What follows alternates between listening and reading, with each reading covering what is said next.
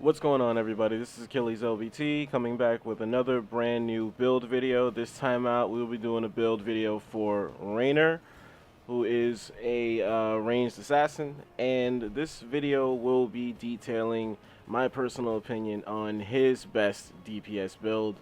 After all, Raynor is regarded as an assassin, not a siege player, and for some weird reason, or let me not even ask it, for some dumb reason, there's a lot of people as of late, like the past 2-3 weeks, that have been picking this character and trying to use them for siege purposes. So without further ado, let me get right into it. Just to cover his abilities real fast. His Q is Penetrating Round, which fires a shot, damaging and knocking back enemies in a line. It is a skill shot. So much like my last video where I spoke about Sonya's Spear of the Ancients, you actually have to land this shot. This is not an automatic shot. And yeah, moving along to his second ability, Inspire. It increases attack speed for self and allies, and the allies get 30. Well, you get 30% of the bonus attack speed for 6 seconds. Your allies get half of that. And this is probably an ability that does not get used enough by other Raynor users from what I've seen. There are a lot of players that kind of underestimate how valuable this is, and the fact that, well, at least the way I play, I can't speak for how other people play, but the way I play, Raynor is pretty damn close to Mana Incarnate as you can get. And like, in case, I guess, in case that's weird to anybody me saying that, basically you could just spam his abilities the entire time that he's alive and never really be at risk of running out of mana. And this is something that I feel like a lot of players don't take advantage of. And technically speaking, with Raynor, he's only got this ability and his Q. His Q and his W are the only ones that you can activate, because moving along into Adrenaline Rush, it's an automatic heal when low on health. So this takes care of itself. You never have to press a button to really activate this unless you pick up a trait along the way. I don't remember exactly what level it is, but we'll get into that with the build. But there is a level where you could actually activate this manually instead, and it reduces the cooldown on it as well. So there is a benefit to, sorry about my phone. There is a benefit to making that a manual ability as opposed to a automatic ability, but we'll get into that. His trait is Advanced Optics. He has increased basic attack and sight range. And his first heroic is Hyperion. It calls down the Hyperion to do a strafing run on the ground. The thing about this ability that I feel is so valuable is if you use it, not so much as an ability to get kills per se, but this is actually a low-key form of crowd control, in my opinion. Crowd control, and this actually is pretty good for siege damage. You see at the bottom, it occasionally fires Yamato cannon on structures for 300 damage. That is actually, you know, heroic stuff, like big boy stuff. Like, that's good. The cooldown is 100 seconds. That could be better, but you really don't notice. If you're playing with him right, you don't notice that 100-second cooldown the entire time you're playing, and that's just my standing on that, so I don't knock that cooldown. His other ability is, his other heroic, rather, is Raynor's Raiders, which calls in 2 Stealth Banshees. This is also actually a pretty good heroic ability, in my opinion, but one that I kind of steer clear of because it's more focused on getting kills, which I feel like Raynor has enough. Well, you'll see with the build and the second half of the video. I'm doing this like the last one, where the first half is detailed, the second half showcases and is not as detailed.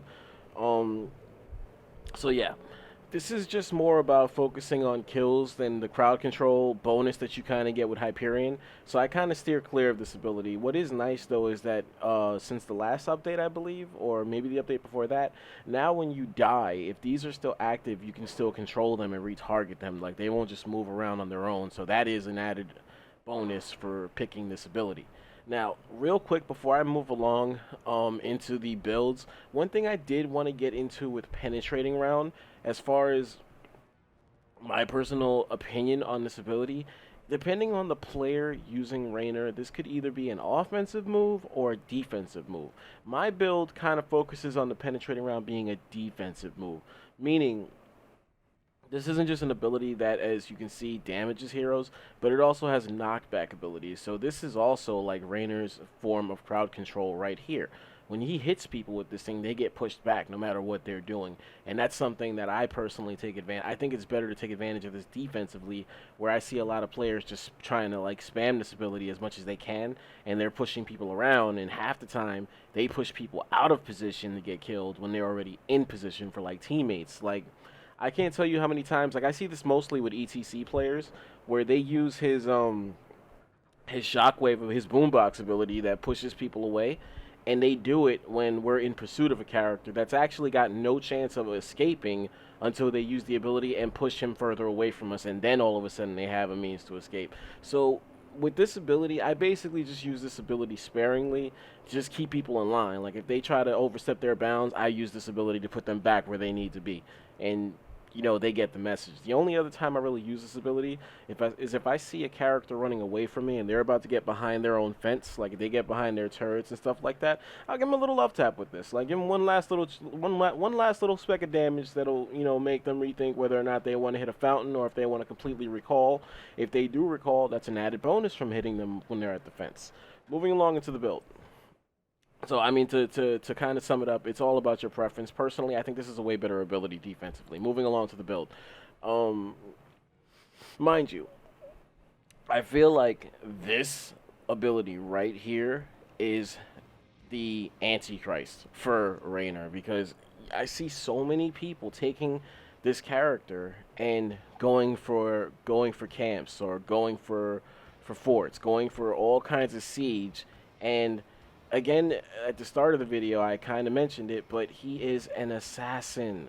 Assassins are meant to be high damage players. They focus on kills. They focus on heroes. They do not focus on what a specialist focuses on. Specialists are there for siege damage. I mean, anybody that's ever seen a Sylvanas or played a Sylvanas, they're expected to put up 100,000 siege damage at the minimum.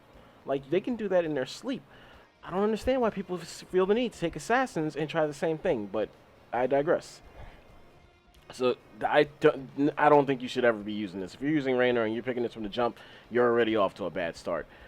The adrenaline rush heals more. I suppose this is good, but I don't really feel like it's necessary, so I kind of pass on it.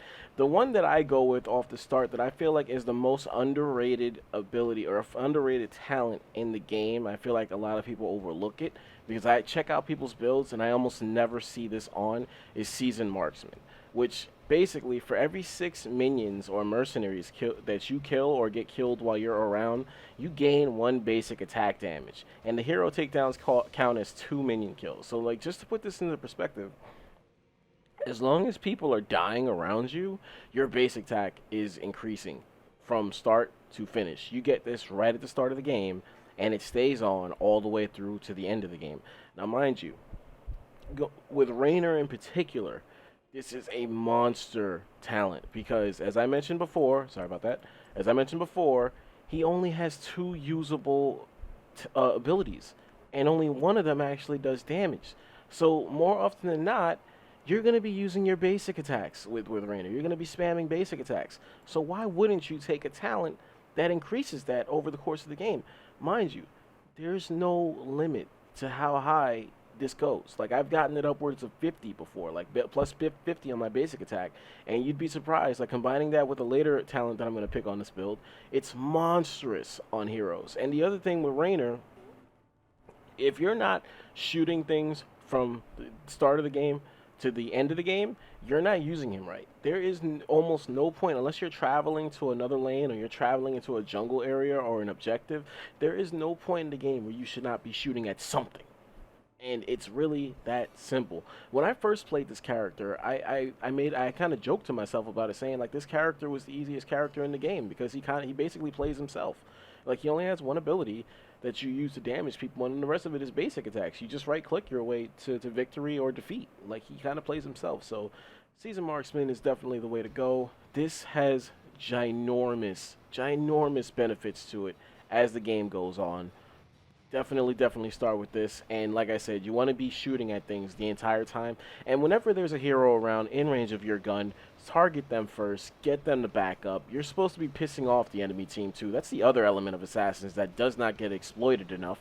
You're supposed to be engaging more than, like, as far as damaging people more than anybody. Tanks are supposed to be engaging people more than anybody, but the assassins are the ones who are doing all the damage. So factor that in when you're playing as an assassin. Moving along, focus attack. I covered this in my Sonya video, but in case you don't care for the character or you didn't see the video or don't care for the videos, this is basically a talent that, I mean, I'm a big fan of passives because you don't have to monitor them. They're just always at work behind the scenes. But this talent, this passive, in my opinion, is completely useless because you don't have any actual control over when you get this empowered basic attack. And it's only one empowered basic attack. And as you see in the description, it's every 10 seconds, and sure, your basic attacks reduce the cooldown by a second, but still, the fact remains that you could get this bonus on a minion, and then a hero shows up, and you don't have this bonus anymore. And by the time you get the bonus back, the hero might be gone. So, like, I personally don't like that you have no control over this, so I don't think this is the way to go. Confident aim, I feel like this is kind of a good talent, but it's more for offensive-minded people with the, what was it called again? With the penetrating round, excuse me. The penetrating round, if you're offensive with this, then this is kind of a way you can go with this. But if you're defensive like me, this kind of has no stand. This has no bearing because you're not going to be using it all that much anyway, so you don't need a lower cooldown for it at all. Like, at all. Like, you don't need it. So, activated rush. Yeah, here it is right here. This is what I'm talking about. This right at level 4, so that's actually pretty good. If you're not comfortable with letting this automatically pop up, because it does wait until, like, you're only at 30% health. So at 30% health, if you're fighting against a strong hero who knows what they're doing, you can actually still be taken out before this actually fully kicks in. So if you feel more comfortable activating it on your own at an earlier time period with a lower cooldown, more power to you. I actually don't think this is a bad move here, but because this talent level, I go for sustain anyway, but I go for vampiric assault because you're basically basic attacking the entire game. So now combining vampiric assault with seasoned marksman, not only is your attack damage going up the entire time you're shooting, but you're healing the entire time too.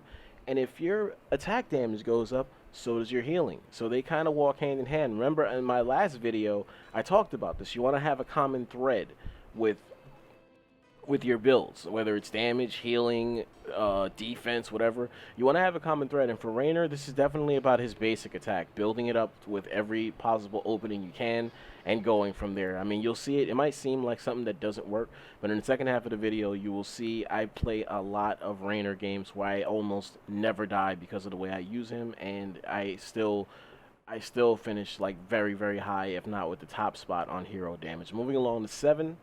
Hamstring shot, I feel like the fact that the penetrating round has knockback kind of is counterproductive to the slowing ability that you can add to the ability, because yes, your target will be slow, but if you're pushing them away, they're getting distance, and who's to say it won't take 3 seconds to catch up to them anyway, which, like, it just kind of defeats the purpose. Fight or flight is also kind of good, but it's not something I would recommend. I guess if you want to go this route, it's okay, but I don't know. I'm kind of lukewarm on this. There's not too many. There's a number of positives on paper, but in actual action, you're not going to be getting hit with Raynor. If you're always at a distance, they're not going to be coming at you with like silences and stuff like that. They're just going to come at you. And besides, assassins are squishy by nature, so they don't really need to hit you with these kind of things. They just hit you with their damage abilities, and they could actually take you out relatively fast, regardless of whatever level you're at. Unless your team is like 3 or 4 levels higher, obviously, then that's different. But yeah, so I'm kind of lukewarm on this. If you feel comfortable picking this, I would say go for it. But I'm not. I never go with this. Mercenary Lord, go back to what I said at level 1 with the recruitment talent.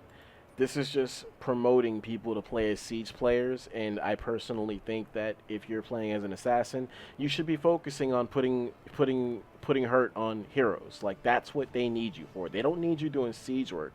They need you putting foot to ass basically on heroes. It doesn't necessarily mean getting all the kills, but it does mean getting them to back the fuck off. And that's exactly where assassins come in huge because their damage is so high by nature. So with those three abilities being put down, this is kind of a huge talent that I never see any other Raynor users picking. And I pick this religiously.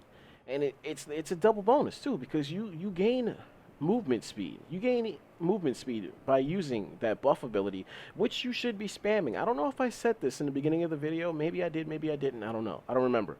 But you should be spamming this regularly.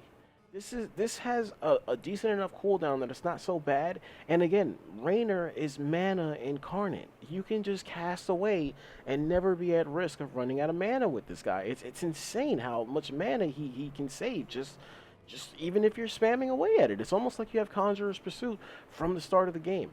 And the other bonus that I feel like makes this ability game-changing is that movement speed obviously gives you a form of escapability, but when you put this on, it also gives that speed bonus to your teammates. So not only can you run away, but your teammates can run away too, and your teammates naturally get a bonus when you put this on to begin with.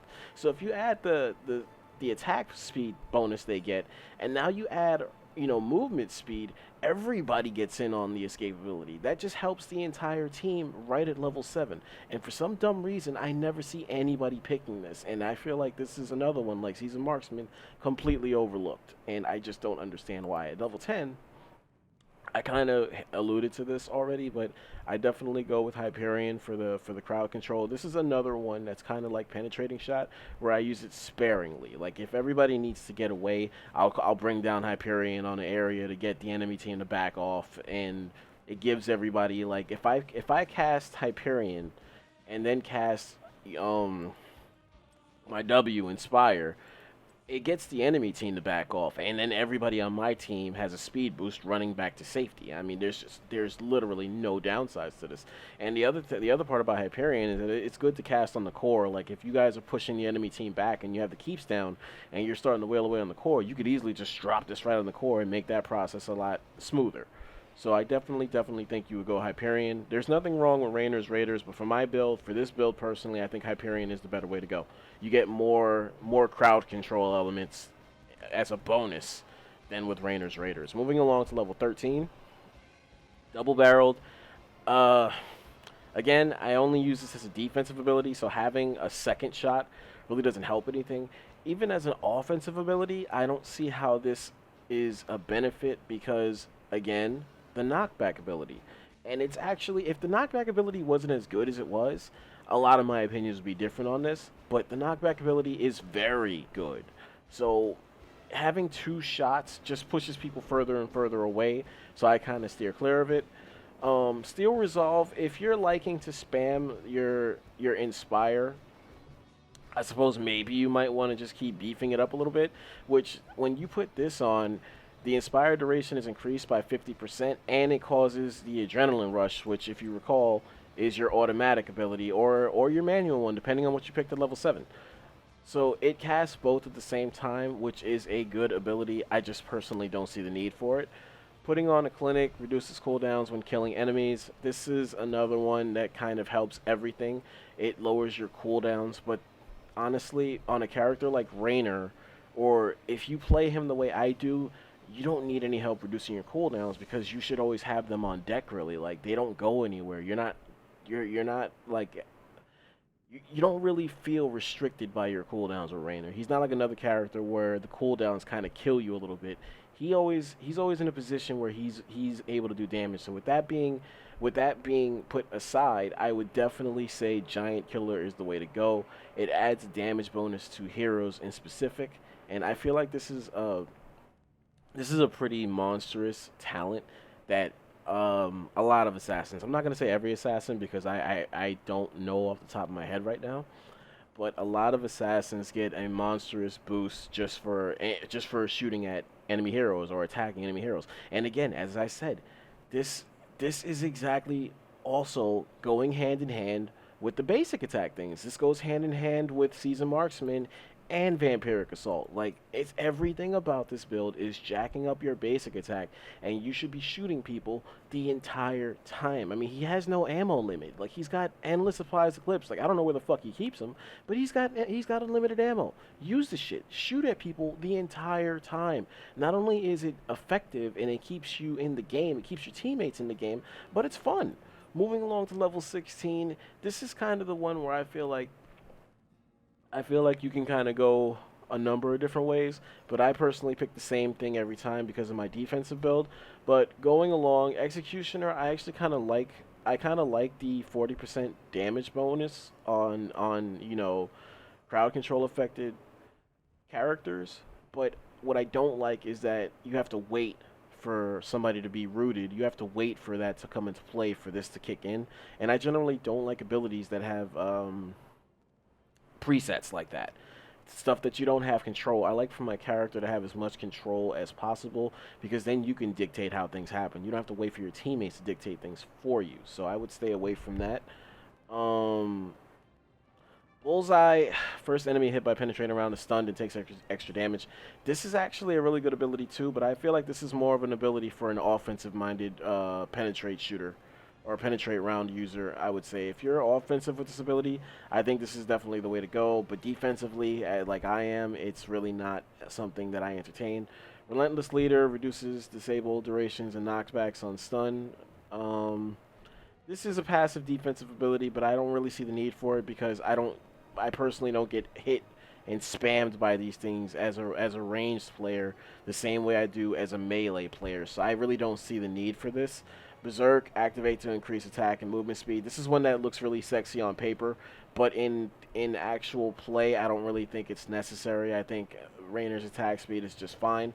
I think his movement speed is something that you increase. Like, both of these are taken care of with Inspire. You don't need to add another means to do the same thing that Inspire does. I know some people will be like, well, what's wrong? What's bad about having even more? Well, you don't really need it. You could put that talent towards something else that does need some work. You don't need to. Basically, like, you want to have as few weaknesses as possible. This is just adding to a strength that you should already have at this point in the game. So there's really nothing else being covered. Whereas where I go defensively is cluster round, because the penetrating round damage is increased by 10% for each target, each additional target hit. But the bigger thing that I like about this is that the width of the bullet, the width of the shot, is increased by 50%. So now all of a sudden, when you get cluster round, not only is it still good for defensive purposes, but in the late game, when you have to push a lane faster than normal, if you see a bunch of minions in a straight line, you let this round off at that straight line, you're leaving all of them basically one more shot to kill, which also ties into Seasoned Marksman. That's another stack every single time. You let this bad boy off, you're getting another stack if you shoot this at minions. So I can't stress enough how much this ability looms in the late game. I mean, you'll see in the second half of the video for yourself. If in case you've never tried it, maybe the video will provoke you to want to try it afterwards. Who knows? Finally, level 20 of the DPS build. I definitely Bolt of the Storm is another one, adding strength to a strength that you should already have. I personally wouldn't go that route, but if you really feel the need to have it, I guess knock yourself out. I mean, to each their own. That's just not the way I would go. A card to play is actually a really good passive, because the thing I like about this is that it doesn't only require allies. Like, as you see right there, it says whenever a hero. It's not specific as to allies or enemies. It's both. It doesn't matter which side the player's on. The minute somebody dies, the cooldown on heroic is reduced by 10. So I actually think this is a very good, very, very good talent. I just never use it. So I'm going to move along. Banshee, the Banshees remain stealth while attacking and fire 50% more frequently with Duskwings. This is actually another good one if you chose to go with the Raiders, but seeing as I don't, and even if I did, I still wouldn't pick this, but I don't think this is necessarily a bad idea either. But I've already covered why I don't go with Raynor's Raiders, so I'm not going to rehash that. Scorched Earth, more shots dealing area damage. This is something that'll add damage to, like, the way I actually use it. This would actually be pretty good for me. the way I like to play. I just never see the need to use this because I like the ultimate. I like the heroic the way it is. Like, I don't feel a need to add to it again. You shouldn't really be trying to pile on strengths into one area. You should have as well-rounded a build as you possibly can, in my personal opinion, but have one thread that's similar throughout the whole thing. So with that thread being the basic attacks, I finish off my build with Nexus Frenzy, which increases your attack speed and range by 20%. This just makes you, it basically almost feels like having Inspire on full time, which when you put Inspire, it's just ridiculous at that point. And you can shoot people from farther, so it's like, technically, since you're farther, that also helps your escapability. So, factoring all this in, Raynor only really has one damage ability that you can queue up whenever you want. But he was built that way by design. This this buffs his damage. This helps his sustain. Like, this is really all he needs, like, in all honesty. And everything else is his basic attacks, and that's exactly what my build is centered on. And you'll see in the second half of the video how this comes to play. So to review, level 1, you take Seasoned Marksman. Level 4, you take Vampiric Assault. Level 7, you take Revolution Overdrive. Again, this gives your entire team the speed boost that you have, so everybody has this capability. Level 10, you go Hyperion. Level 13, Giant Killer. Level 16, Cluster Round. But again, this is up for debate whether you're offensive or defensive. Offensive, I'd say try Bullseye and see what happens. Defensive, you definitely want to go Cluster Round. And finally, at level 20, again, a card to play is a good ability. And I actually don't knock this ability, so if you want to try it, go ahead. But me personally, Nexus Frenzy is the way to go. Put the icing on the cake on your basics, and you're good to go. Stay tuned for the second half of the video. I'll show you exactly how all of these talents come into play, and you'll see exactly what I'm talking about. So for the first half of the best DPS Raynor build, this is Achilles LBT. That's Achilles with the Z. Remember it.